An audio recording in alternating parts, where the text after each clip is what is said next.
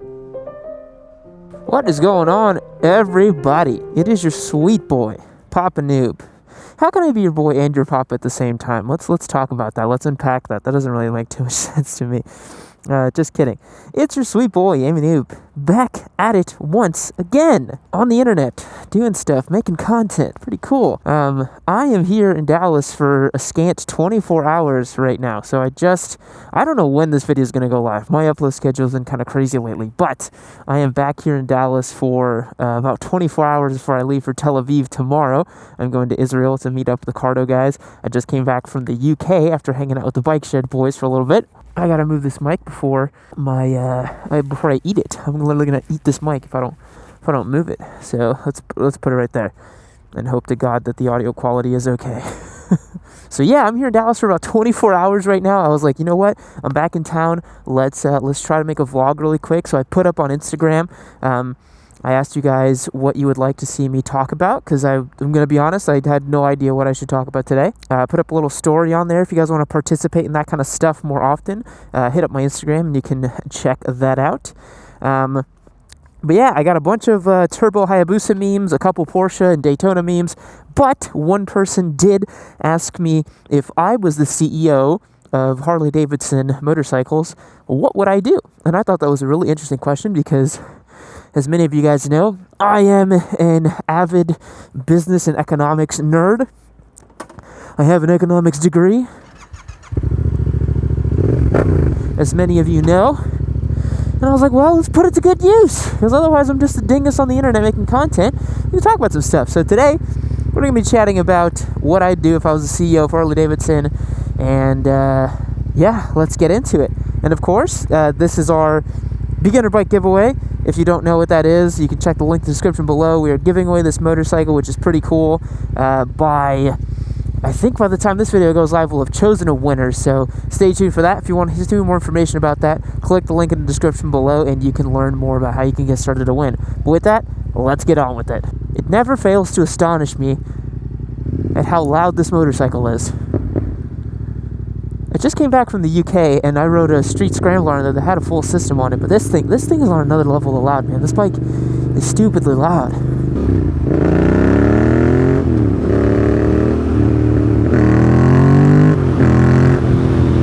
Right, so now that we are moving, let's discuss Harley Davidson. Harley Davidson has been really popular lately in the motorcycle community and just in business communities in general to talk about, because they're one of the most recognizable brands in the world, I would say. I think that as an apparel brand, they do extremely well overseas as well. Like, I've seen people in Brazil and I've seen images of people in India and all kinds of places just wearing Harley Davidson shirts because it's so iconically American, right? And so the first thing you have to remember and just think about Harley Davidson is just how damn recognizable that brand is, right? So you're already sitting on a gold mine in terms of monetization strategies around the brand itself, right? You can literally sell Harley Davidson as a lifestyle and merchandising and apparel and just general like lifestyle brand until the end of time, right? Now, does it resonate as much with a younger crowd? No, not really. And that's one of the big problems they're facing right now, is that they're just not as impactful to young people. Harley Davidson is keenly aware that their client base for motorcycles and for their apparel and everything else they do is getting older over time, right? And it's not really being supplanted by younger people getting into the brand. It's why they're doing things like the Street Rod. It's why they're trying out the new Live Wire, which is a whole other separate topic too in terms of electric bikes. But so I think the first thing you have to think about in terms of Harley Davidson, if you're looking at it from a general business, is like, okay, this brand is recognizable. This brand is extremely recognizable. We don't have to do too much work to cement it for what it is. So I think you can still operate the business in that way in terms of their lifestyle and branding and all that. I think they're always going to have an arm of merchandising and apparel. The big angle for them is selling these. Good Lord, this bike is so loud.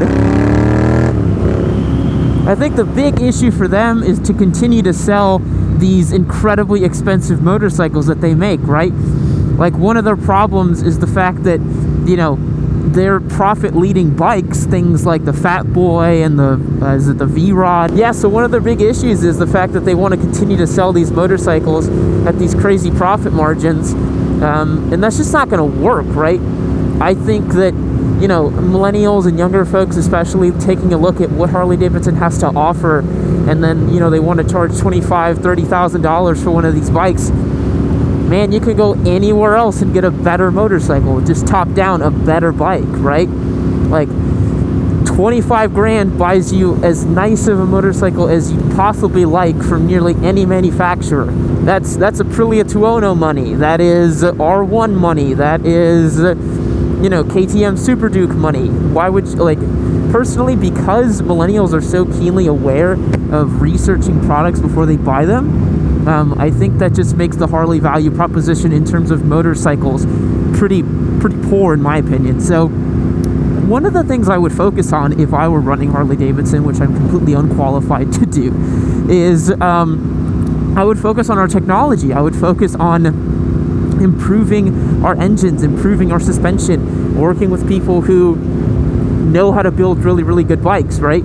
This happens a lot in the automotive industry, where engineers are poached from different companies and go work on something else, right? A good example of that is Kia, right?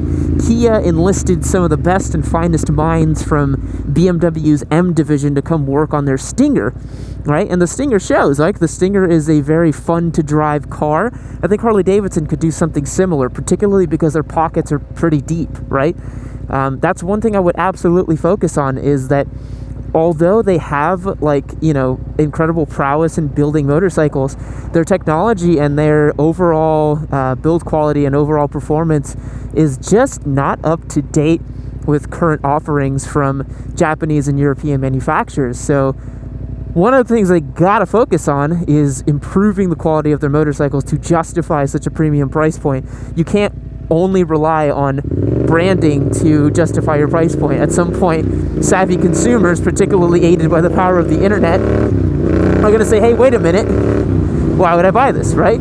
So that'd be step 2 for me. So step 1, realize that you have a great brand, continue merchandise, continue apparel, maybe even lean harder into that and figure out ways to collaborate and cross-brand with that, because that's definitely going to be a high profit revenue stream for you, and also a way for you to continue the brand without having to rely on so many motorcycle sales as you try to undergo a bit of a pivot to get younger consumers, right? And then the second thing I would do is, while I'm trying to get those younger consumers, I would improve the quality of my motorcycles. I would get better, do this and that. And then the third thing I would do is something they are focusing on, is electric vehicles, right? Transportation overall, I think, is interesting. Buell is actually doing this as well. I think they're launching that new Fuel brand or whatever, which is pretty much just investing in the future of transportation writ large. I'm gonna go. I love how this bike lightly lifts the front wheel every time in second gear. Oh, it's so fun. Yeah, so one thing that I would focus on is electric vehicles as well, because even though electric vehicles represent a small cross-section of all vehicles sold, and you know, in motorcycles it's an even smaller it's a tiny fraction of all motorcycles are electric vehicles. But I don't think that's going to be the way forever. You know, everyone is looking at trends for the future, and we are eventually going to shift to an all-electric future. It's more sustainable for the environment. As battery capacities increase as well, it's going to be better. And this isn't a video to talk about the pros and cons of electric vehicles, but you can make a comment on that if you'd like. But when you're thinking about the longevity of a brand, the longevity of a company, you have to look at trends like that, right? If you realize that things are going in one direction, you can't stay in one place and hope that people are going to keep buying your stuff, right? So investing in electric vehicles is incredibly important. That's something I would definitely do as well if I was the CEO of Harley Davidson. Honestly, like, I mean, a classic thing you can do when you're the CEO of a company and things are not going very well is figure out what to cut, right? Like, I think Harley Davidson is kind of bloated in a lot of ways. Like, they have so many dealerships and so many networks and so many systems to support a demand that may or may not be there right now, right?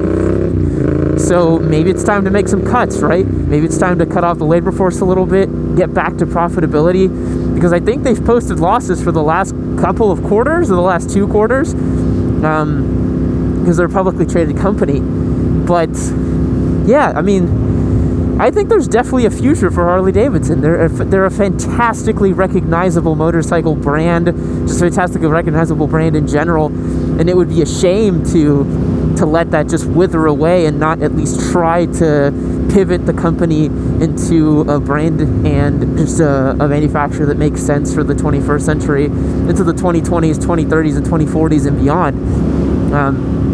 I think it would be really foolish to let it slip. But there's also the case to be made that's like, hey, maybe, you know, it's such an entrenched brand and it has such a connotation to it that you can't really separate it from its old ways, right?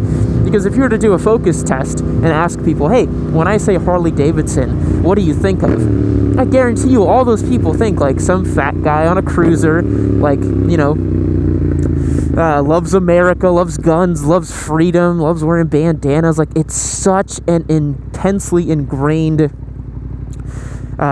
philosophy and brand identity that it'd be really difficult to upend that, right? So you have to ask yourself, do you lean into that? And do you become a niche company that sells to a niche group of people, right? Like, I mean, that's a case to be made for Harley Davidson as well. Like, they could just end up selling and focusing on a very small set of consumers. There's nothing wrong with that. I think in American capitalism, particularly, we have the idea that everything needs to be bigger than life. Everything needs to be large. Every company needs to grow to $1 billion. But, I mean, at the end of the day, man, if you're cutting good profit margins and your people are happy and you have good employees and you have a sustainable business, you don't need to be $1 billion company. It's okay. You know, it's fine. So, I mean, that's a case to be made as well. Like, I mean, that's something that you would need to decide with your team to be like, hey, what kind of company do we want to be? Does it make sense for us to downsize to be more profitable, right? I kind of, there was a book I read about a month ago called Rework that was talking about that kind of idea. It was talking about how, you know, you don't have to be some massive company. You don't have to do all these things for you to run a successful business, right? There's plenty of people who have, you know, maybe $10-20 million a year in revenue businesses that, you know, do very well for them, and that they don't need to own some massive, gigantic business. So maybe that's the ultimate fate for Harley Davidson. Maybe in the, you know, latter half of the 20th century, they were a powerhouse. They grew very fast, and then now, you know, they might be relegated to a niche brand. Well, there's nothing wrong with that, right? They could be like I don't know, like a Caterham or a Lotus, you know, something like that. They make a very specific product for a very specific consumer base, and that, you know, when you get to that point, you don't even have to really market as much, right? You don't have to spend as much in marketing because you have literally such a small consumer base that you don't need to, you know, create these huge marketing budgets and this and that because you have such a small clientele. So maybe they'll end up that way, though. They might end up a boutique supplier for cruisers and that sort of thing as the demand wanes over time. That's just another possibility. Certainly, if I was the CEO, I would not want that to happen, right? I would very much like to keep the company. You never want to go from being like a $200 million company to a $20 million company. That's not fun, but I think the thing that matters most, obviously, is profitability. If you can sustainably run the business and it's profitable, that's all that matters. So that was some of my ramblings about Harley Davidson. Not bad for a moto vlog. Normally I would have prepared this type of video into a script. I think that would have made it a little bit better, but sometimes it's fun to kind of talk off the cuff like this too.